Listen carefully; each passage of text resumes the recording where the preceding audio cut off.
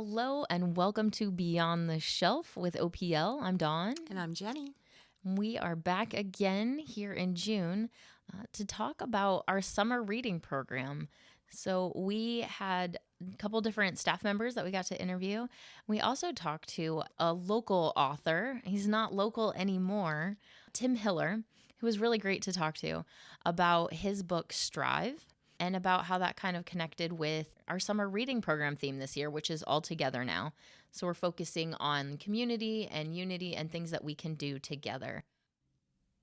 Tim Hiller is an Orville High School graduate where he was a record-breaking football player. He went on to play for Western Michigan University, setting more records, and later for the Indianapolis Colts. Despite his accomplishments as an athlete, Tim's most important achievements have taken place off the field, where his faith, leadership, and character continue to leave a lasting legacy.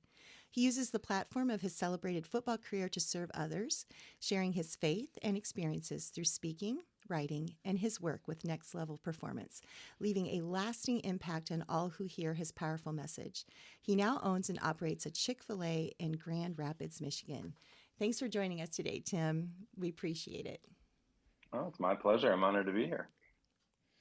Well, we had a few questions here about your book, Strive, which I don't know if you knew is on the summer reading assignment shelf here at the Orville Public Library.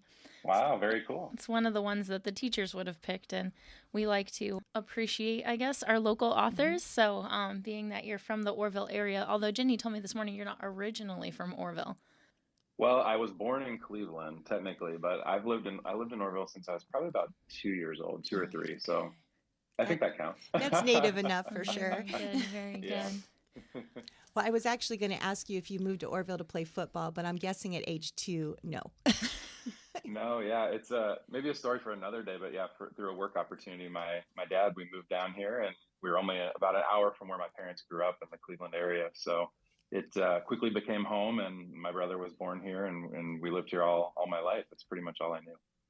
Oh, that's awesome. We like Orville. We do. It's a special place. So on the cover of your book is the phrase, pursue what matters. And I noticed that's also on the banner of your website. Is that like a life motto or philosophy for you? It is, and it stems from, what I would call a life verse or a scripture verse that really impacted my life. I learned to appreciate in college, and it's Colossians 3:23 that says, whatever you do, work at it with all your heart as though serving the Lord and not men. And what I appreciate about that is I think it addresses, 3 of life's big questions of kind of what, how, and why, right? Of, why are you doing what you're doing? Hopefully to serve the Lord and to honor him in your faith. And then how should you go about what you're doing? It says with all your heart, to anything you set your hand to do your very best and to give your best effort. And the what is whatever you do. It's very broad, right? And so hopefully bringing that mindset to anything that I set my hand to, or that, someday my kids, as I'm trying to raise them, set their hand to, that they realize that it's for a higher purpose and a calling. I think we all have unique gifts and talents, and our job is to be good stewards of those talents and to use them to the very best of our abilities each and every day, and we honor God in that way. So pursuing what matters really is about priorities, and it's about faith, and it's about living for not the temporal things, but the things that really are going to leave a lasting, hopefully, impact on the lives of others. So did you meet your wife in college? I did, yeah. So my wife grew up in Kalamazoo, Michigan, which is where Western Michigan University is. And we both were athletes there. She played basketball, I played football. And so we met both through a class we had together, as well as through the Fellowship of Christian Athletes. That organization was a big part of our spiritual development in college. And so it was really a God-ordained thing, but we met through both of those avenues and began dating and got engaged before our last year of school. And we'll be celebrating 13 years of marriage this year. So congratulations. It's been an awesome ride. Thank you. I appreciate your speaking out in faith. I know that it's not a popular thing, especially in the NFL often. I'm obviously the first person we usually think of is Tim Tebow, who, did you get a chance to ever meet him, by the way? I wondered. I did. Yes. There's a couple instances where our paths crossed. So we're the same age.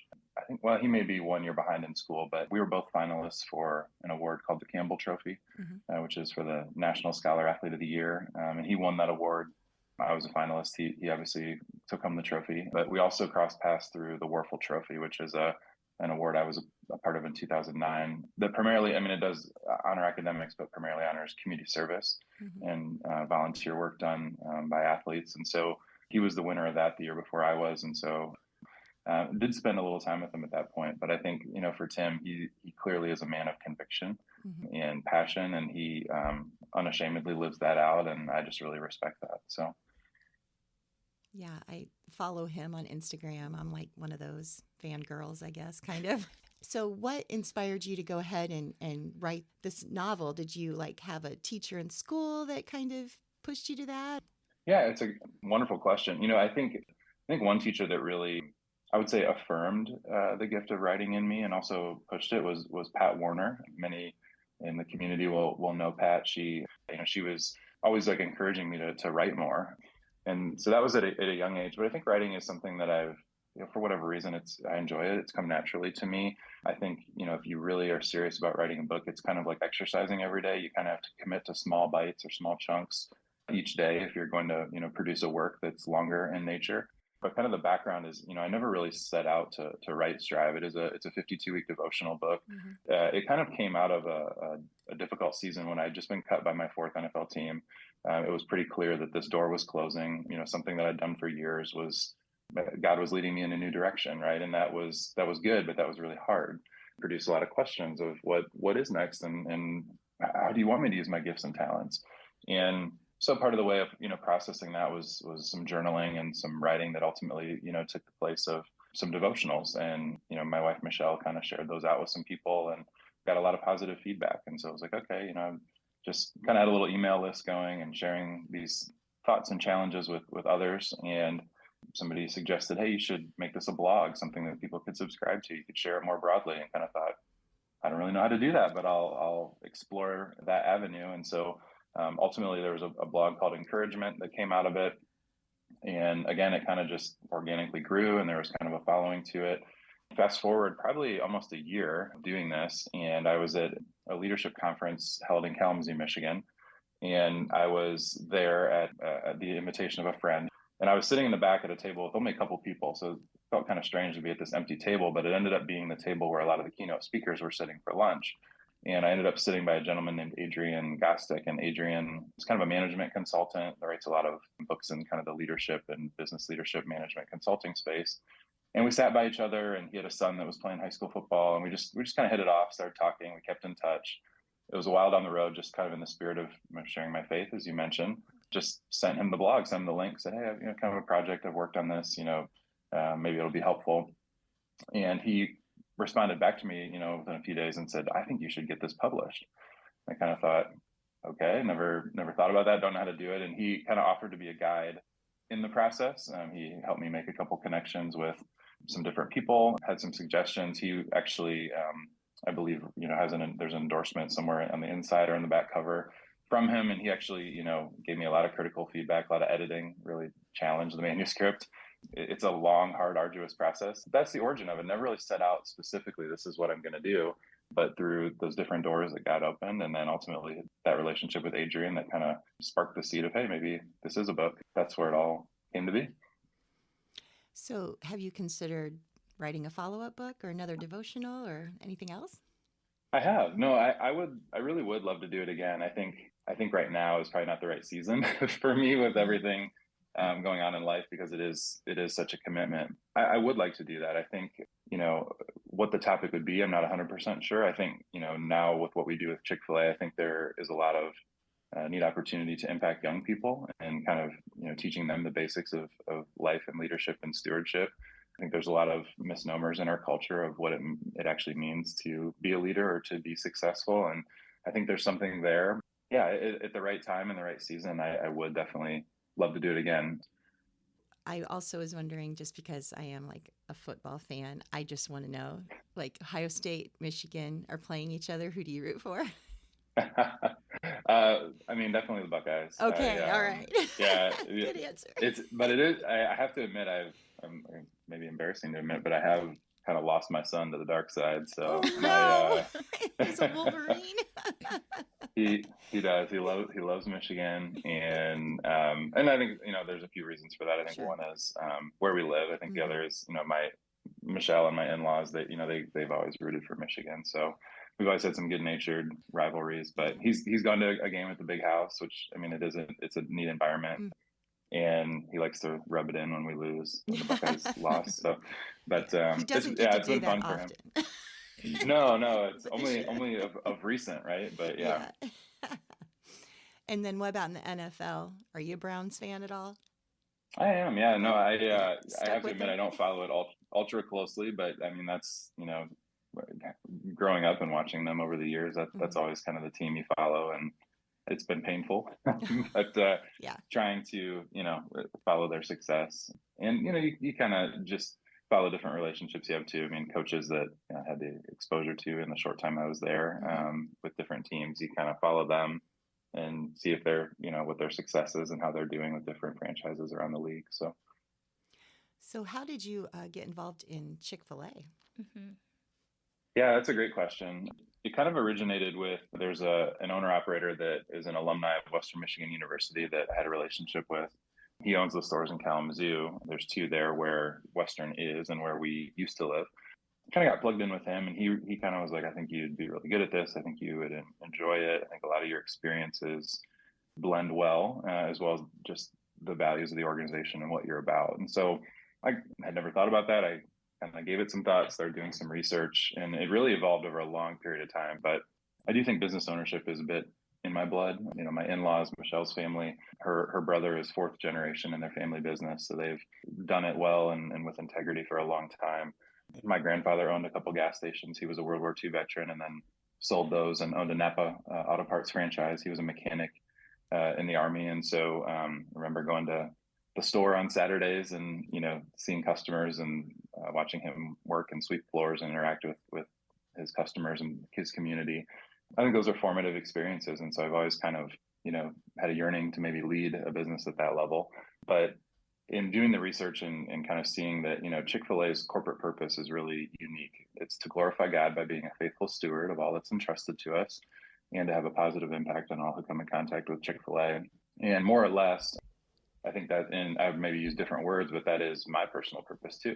That really resonated with me and kind of caused me to go down the path more of exploring what would this be like. And so in 2019, we finally made the decision to go ahead and pursue franchise selection, which is a very long and arduous process. Chick-fil-A really views it as a true marriage and a partnership. And so it took, a little over 2 years until we ultimately were awarded the franchise that we currently operate here in Grand Rapids. So it's an amazing organization. The culture is incredible. The support's incredible. And, dating back to our founder, Truett Cathy, I think God's really blessed the business. He was very faithful from the start with not compromising his beliefs and values. And I think that's probably most evidenced by being closed on Sunday, but in a whole lot of other ways too. Do you find that there's a lot of crossover from sports leadership to business leadership? Absolutely. Leadership is leadership. I just think the context changes, right? And so absolutely. I mean, I view mostly what I do, a big part of it is coaching, whether it's refining someone on our team who needs to improve something with interpersonal relationships or providing feedback or holding them accountable to a standard that we've established in the business. It really is no different. Were you going to ask him about the summer reading program or kind of? Well, yeah, we can talk about that a bit. Every year, our summer reading program has a different theme, and this year's theme is All Together Now, which is focusing on unity and kindness and friendship. And I think here at Orville Public Library, we're looking a lot at like community service and community interaction and how we can encourage people to do things together, which I feel like really connects with a lot of what you live by, I guess. One of the themes that we talk about with like even our local market of Chick-fil-A, right, is there are different locations. We pool our resources together to do some marketing and giveaways and things like that. And we talk about what are the things that we can do together that we can't do apart. And that's kind of what you're getting at, right? Is I think we all can do a lot individually, but not as much as we can do collectively. And that's a neat theme. I'm excited to see what comes of it.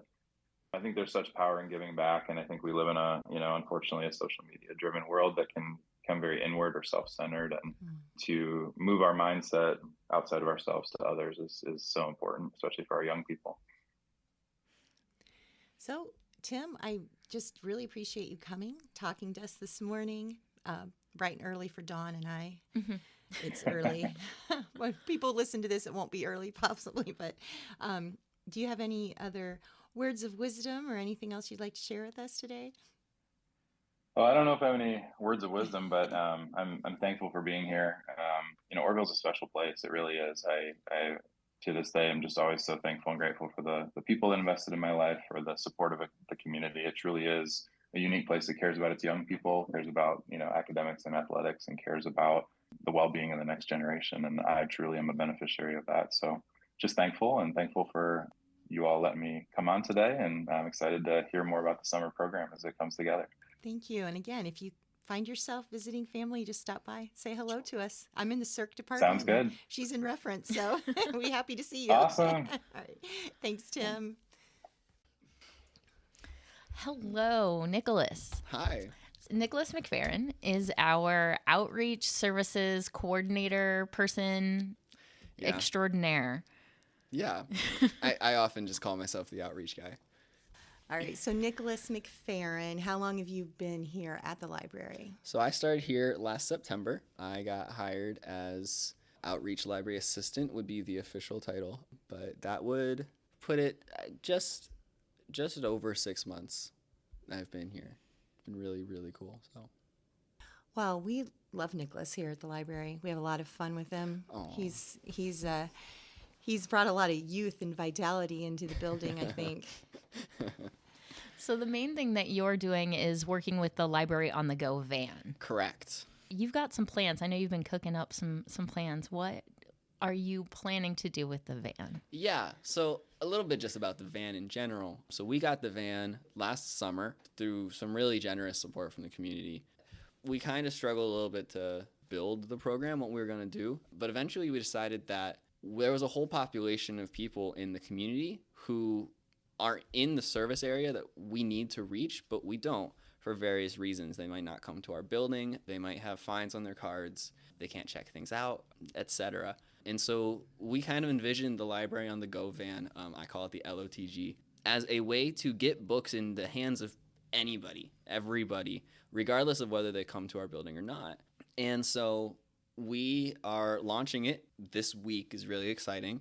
Well, this week is the second week of May, because this is going out in June. Future. In the future. Wow. We are going to be at different locations in the community, and people can just show up and take home a book. It's really, really exciting. We have over probably about 5,000 books to hand out this summer, which is about one book for over half of the entire population of Orville, which is incredible. So yeah, that's kind of general overview of what we're trying to do. It's going to be a lot of trial and error as we figure it out, as we add some things, remove some things, figure out the details. So, when you say you have about 5,000 books, are these exclusively children's books, or do we have adult books as well? 100% no. It is everything. I have graphic novels. I have young adult books. I have young adult nonfiction, which I feel like is really rare. Adult fiction, adult nonfiction, children's books, chapters books, children's nonfiction, like a wide selection of everything. And it's kind of evenly spread out. Obviously, we have most children's books, but we're kind of expecting to get more of that age demographic. But proportionally, it's really, really spread out of what we have. So once somebody gets a book from the van, Mhm. and if they take it home and read it and they love it and they decide to keep it, no problem. No problem. Do we have take-backs if they're like, I like this and can I bring it back and somebody else can take it? Is that Absolutely. Okay. So on each book, we have a sticker on it. It has the words keep, share, return. So you can keep the book. You can kind of pay it forward, give it to somebody else who might need a book, or you can bring it back and we'll give it to somebody else. It's really just once it's in their hands, it's theirs, and what they want to do with it, I hope they read it. But if they bring it back, we'll for sure take it. And if they want to bring any extras back too, we'll take those. Yeah, so that was my other question. We got around 5,000 books, you said, and the majority of those were donated from the community. Yes. Some we might have pulled here from our just ones that we were getting rid of here Yeah. at the library. So my question is, what is the plan to have ongoing books in the van? Yeah, so currently that is still a little up in the air, but we just finished, as you just mentioned, a really, really successful book drive campaign where we collected, through the collaboration with 17 different businesses and organizations in the community, we collected 3,381 books, which is kind of mind-boggling. When I first came on, from our own collection of just kind of discarded materials, we had about 600, and then the Boys and Girls Club donated about 1,000. That's where I get the 5,000 number. But people want to come in and donate books. We'll continue to take them. Mm-hmm. And then we're hoping to make this book drive, because it was so successful, kind of a annual thing. Okay. And the whole concept here is that you don't have to have a library card to get one of these books. No, I don't take any information. You don't have to have an address. You don't have to give me your name. Do I have to make anything. eye contact with you? Technically, no. As long as I can see what the title of the book you're taking is, you can take a book. So that's what I was going to ask you too. Are you cataloging? That somebody picked up a book called Blue or whatever. I mean, I just wondered. Yeah, it's actually kind of excessive. I have a massive spreadsheet where I'm keeping track of every single title, how many are in storage, how many have been checked out from the van, how many are on the van, and how many we have had total throughout history. It's a massive, massive spreadsheet. Throughout history of the world, or history every of book the van? ever. Every book ever written, basically the Library of Alexandria. No, since the beginning of the program. But every book is going to get the sticker that you talked about, so you Correct. will always know. So if somebody were to return a book and they put it in the book drop at the library physical building, Mm-hmm. we get that and we're like, oh, give this back to Nicholas. Exactly. Okay. Exactly. But the other great thing with that is if I really enjoyed a book I got off the van, I can give it to somebody else and they'll see that sticker and they'll go, oh, this came from the Orville Library. Correct. So what if somebody comes to you in the van and they're like, I'd like to get a library card? Are they going to be able to get a card from you in the van? So for now, I'm just going to refer them to our building. Okay. Hopefully I can give them a list of what they need for a library card so that when they come to our building, they're prepared. Mm-hmm. But I don't quite have the capability of actually handing out library cards. And I can't check out materials, Right. that kind of stuff. Is there anybody going to be with you in the van, or are you going to be... So Riding solo. no, not Jason Derulo. That'd be nice though. But I will have a second person with me. We're still working on who that is, and it's probably going to vary, different depending on different locations and stuff like that. Okay. So what kind of locations will you be at with the van? Yeah, so currently we're confirmed that weekly we're going to be visiting with the residents at Orvilla, both in the independent living and the Maple Terrace, and then also with students at the Boys and Girls Club. Those are not necessarily open to the public. Those are just for the students and the residents. But our public locations, every other week, we are going to be alternating between, one week we'll be at Gailey Park and Orr Park, and another week we'll be at Hilltop Park and South Park, or if you're looking up on Google Maps, Secret Park. We'll kind of alternate between those. One Saturday a month, starting in June, I believe it's June 17th, we'll be at Orr Park on a Saturday. Also have confirmed dates at the Smith Orr Homestead is going to be also added to the schedule. Awesome. Yeah. And then just various events. We might not be giving out books at these events, but we'll be at the Maker Fair. We'll be at Rib Fest. We'll be at the kickball tournament. I'm really excited. We are the pacer vehicle for the Firecracker 5K, which will be really fun. So I'm going to be able to win a 5K for once. Because you'll be at the front. Because I'll be at the front. Oh, that's really cool. So will you be offering any programs out of the van? Hopefully eventually. We are starting soft, kind of just going with just handing out books for now. And then as we get bigger, get more engagement, that kind of stuff, maybe we can expand into doing some more active things where me or a staff member could lead something. I'm not going to say anything. So not get our hopes up for anything. Not get anyone's hopes up for anything. There's ideas on how to expand it further. But for now, we're just going to be handing out books at least for a couple weeks. So I have seen a few posts on social media. You've developed a hashtag to go with this I have. for if people come to the van and they want to take a picture or they want to share a post, they can use this hashtag. Yes. Okay. So the hashtag is hashtag OPL LOTG with the L and the G capitalized, kind of invoking like Lord of the Rings and Guardians of the Galaxy acronyms because I am a nerd. I also have a sign that I've made. It's laminated that says I visited the hashtag OPL LOTG. Some pictures of the van and our logo that you can take a picture with the van when you come and post it with the hashtag. I'm really hoping to develop a pretty significant social media presence with the van to let people know changes in the schedule, where we'll be, any like surprise locations, that kind of stuff. Mm-hmm. So follow the Orville Public Library Facebook and Instagram page, and also tell your kids to do that too if you have kids. I predict that this is going to be bigger than the Oscar Mayer Wiener Mobile, for sure. Oh, maybe. Yeah. I love it. Let's go. Yeah. Yeah. All right. Well, thank you, Nicholas. We appreciate you coming today. I mean, I know you've put in hours upon hours of work for this. Yes. And that's cool. I know that you're really excited. Will there be a map or a little schedule available for handout? There will be. Yeah. Well, thank you. Yeah, thanks for having me. And whoever's listening, I hope I see you at the van, and tell everybody else to come visit me too. So. Okay. Thanks, Nicholas. Yeah, thank you. And now we're going to talk to Tammy. Tammy is the head of the children's department, and she is here to tell us about our summer reading program. Welcome, Tammy. Thanks for joining us. Thank you for asking me to be here. So, Tammy, how long have you been with Orville Library? I started working here the day after Christmas of 2018. So It'll be 5 years this we're year. going on 5 years. Yep. Okay. Great. Yep. I think you get like a candy bar Oh, or nice. something. I'll put one in your box just Yeah, in case one great. doesn't show up. As the head of the children's department, you get to help coordinate a lot of awesome programs for the kids, story times, and I know, like, having worked in the children's department, it's a team effort, but Yes. Oh, story definitely. times and STEAM programs, and now the new book club, and it's Yep. awesome. And you do a lot of behind the scenes things with like collection.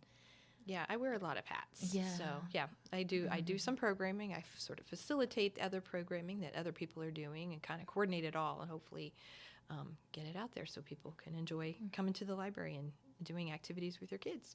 You're our resident sort of coordinator of the Beanstack for our Yes. reading programs that we do. Kind of one of those hats that you got to wear, being the Beanstack expert. Yep. So summer reading coming up here. Yes, very soon. What can you tell us about the children's summer reading program for this year? Well, our children's program is for all ages, so anyone can participate. Even if you're not a reader yet, you can still participate. So you can participate by being read to by a grown-up or a brother or a sister or anyone. Then, of course, independent readers can participate as well. So the way it works is we count the number of minutes that people are reading, because we feel like that's a little more fair than counting how many books you read. Everybody can put some time in reading, and you can read at whatever reading level you're at, and that way you're still practicing your reading. We keep track of the number of minutes and generally offer prizes for every 100 minutes of reading. They will earn a little prize, and then that continues up to 800 minutes, at which point they will earn a free book. And then they can read beyond that to win raffle tickets that they can put in different drawings for raffle prizes. We call them super grand prizes. So that might be things. This year we're offering things like 4 tickets to the Cleveland Aquarium. Another prize is I think we're going to have a basket, like a family game night gift basket of things that you can play games with at home with your family. And one of the favorite ones from last year that we are doing again this year is a private party at the library after hours. Kids are always very excited about that. So you can come back in after we're closed. We'll provide pizza and just time for you and your family and friends to explore the library with, on your own. You have the library to yourself. So you might be able to get a behind the scenes tour. You might get to touch all the new books before anybody else gets to look at them. You might get to play with our Legos or play with our puppets or put on a puppet show, or we'll do a private story time, or we'll kind of work with the family to see what fits your kids' needs. So that's kind of a fun thing that's kind of very unique. that not everyone gets to do. So that's a popular I know option some of a prize. grown-ups Yeah. who would love that. They'd be like, Right. I would love to have a private library time. Yeah. I love that the program has expanded to like pre-readers. Yeah, all ages. Right, which isn't something in the past, like years ago, that was a thing. Correct. That's a newer It used development. to be, I think the last few years we've opened it up to the younger kids because it used to just be mainly for the elementary age kids. But we thought it was important to have it available to everybody. So, the younger kids can participate. And the nice thing about that is if the older sibling reads to the younger sibling, it counts for both of them. They both get credit for that reading. So that just encourages reading as a family. And that way we want to kind of get them in the habit of reading even before they're able to read independently. They're in the practice of sitting with a book and listening to a book and enjoying that. So offer it for all ages. I love it. But when you say all ages, there is a limit, though. I mean, like, at what age does the children's department end? Oh, usually sixth grade is when you have the option. You can participate in the children's program, or you can switch over and participate in the young adult program. So that's you have a little bit of flexibility there. That's sort of the transition year. We like to give that sort of middle school age an option to decide if they still want to, win some of the fun little children's prizes and some of those super grand prizes, or if they want to do the teen program, which has some different kind of prizes and maybe a little more geared towards somebody who's, a teenager or older. So how do we sign up for summer reading? Well, you can sign up using the Beanstack platform. So Beanstack is an online platform, though you can access it through the library's webpage. There's also an app for a phone or any mobile device that you can download, and then you create an account in Beanstack usually it'll be for the whole family, like a parent will sign up, and then have their kids underneath that same account so they can keep track of all their kids. Or if, an adult can sign themselves up with their spouse or partner, or whoever else is in their family. Once you create your account, then you keep track of your minutes in all your reading through the Beanstack app. The app is nice because it has a built-in timer, so you can click the timer to start, and then the kids can read, and then you click when they're done, and it automatically loads however many minutes they spent reading into the app for you, and it tracks your minutes, and then it'll notify you when you've read 100 minutes, which is your first prize, and then it'll continue to keep track of your minutes and notifying you when you've earned prizes. And then the next time you come to visit us at the library, we can look you up in the app on our end, and we can see how many minutes you've read and how many prizes you've earned, and then we can check you off that you've received those prizes. But if you aren't interested in using the app, we also will have a paper form that you can fill out that's kind of set up the same way, where you have little bubbles to fill in, and when you've done 5 bubbles, that's 100 minutes, and then when you've done 8 rows of bubbles, that's 800 minutes. So it's an easy alternative way to doing it if you don't want to do the online way. But you just bring your form in, and we'll add the minutes to your account for you. So there's a couple different ways to do it. So June 3rd Yes. is a big deal, isn't it? Yes, I was going to get to that too. So thank you for Okay. bringing it up. So June 3rd is our big kickoff event. So technically the summer reading program will start the Saturday of May 27th, which is for school kids. That's the first Saturday after the last day of school. And that's when the official opening is, when Beanstack will go live and you can start tracking your minutes. But since that's Memorial Day weekend, we wanted to not do our kickoff event that weekend. So it's the following weekend, June 3rd, we'll have a big kickoff event where we'll, hopefully, weather permitting, we'll be shutting down the street in front of the library. We'll have a lot of activities to do. We'll have hopefully a police car and a fire truck that you can explore, and we'll offer snacks like popcorn and cotton candy.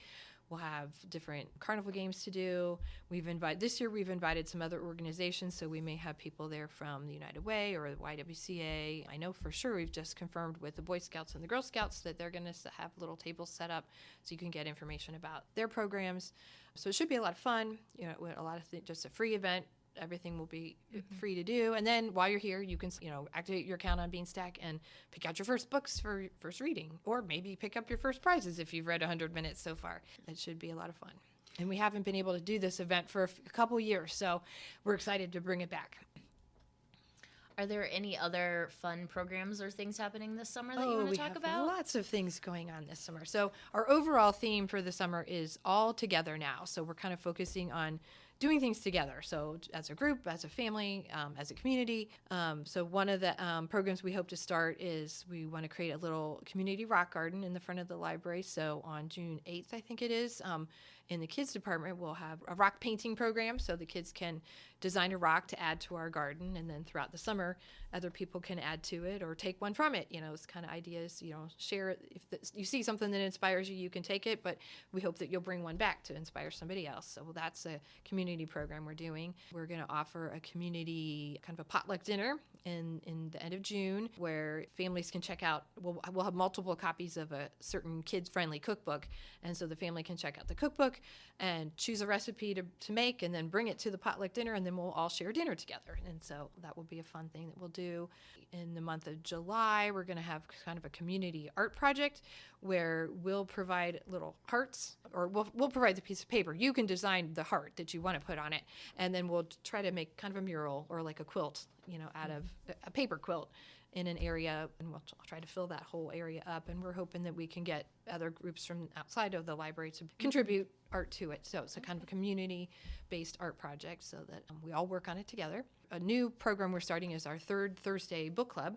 So that's for elementary age kids where they'll all read the same book and then do some activities. We're going to do a program based on kind of in conjunction with our story walk. The program would be located at the story walk, which is off of Ellis Street, near the dog park. And the story walk is in a place where you can take a walk through the woods and around the pond. And as you're going on the trail, you can read a book that's posted there. And so there's a different book each month. But in June and July and August on a Friday, we'll have a community bug event. So you can go there to learn about different kinds of community bugs that live in communities. So ants, wasps, and hornets, I think, and bees, and termites, actually. So we'll have our resident bug expert, Corey, who will be able to teach you about the different kinds of bugs, and then you can go exploring on the trail and see if you can find some, and then learn a little bit about them, and then do an activity based on that, too. So a lot of different activities going on this. Great. I love the outdoor element and, learning about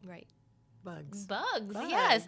I mean, for some people, you're probably like, creepy crawly bugs, but they're kind of interesting. They are. Cool. I think and I think it's interesting because they are community based too. Like ants all have their little society and their ant hill, and bees are the same way. Just how they communicate with each other, how they work together to keep their hive going. So it's kind of fun. Well, thank you, Tammy. And like you said, it's very exciting to have the kickoff again because I started in October of 2019, so I missed that one. And then the world shut down 5 months later, so I've never been at the actual big kickoff for the summer. So I'm excited for that this year, too. Hope it goes well. It's very fun. Yeah. All right. Thanks, Tammy. You're welcome. We're very excited, of course, because that is always our theme, to get the summer reading program going. And so if you're listening to this and you haven't signed up yet, come in, give us a visit. We'll tell you what is available, what prizes are available, and how everything will work. Summer reading is available for children through adults. So if you're a child or an adult, you can participate. The people that we talked to today, specifically Tammy, is in the children's department, but we do have summer reading program for adults and young adults as well. Yeah. So the teen program is 6th grade through 12th grade, and adults is anybody 18 and older. So everybody can read, everybody can get at least one little prize and possibly more. The more you read, the more chances you have to win in the teen and adult departments. And audiobooks count. Audiobooks count, graphic novels count. I think the only thing that doesn't count for teens and adults is magazines. Oh, really? Yeah. I didn't know that. So how does the adult portion work? Because I know for children they do minutes. Do they do minutes for adults, or do they do number of actual reading materials? So for adults, it's each book that you read is one prize entry. And for the adult program, we do 5 prize baskets. So you can choose what basket you want your entries to go into. If you're not interested whatsoever in like the car care basket, then you can put everything towards another basket. Okay. And for the teens, we do also do by minutes. I like to do it by minutes because then you can read graphic novels or you can read epic tomes, and it still counts for minutes. And for teens, we have a couple grand prizes that all of your entries go towards. So for every 1 hour that teens read, they get 1 prize entry. Very good. Okay. And if any of that was too confusing, just come on into the library and we'll tell you all about it and answer all your questions. All right. Thank you for listening.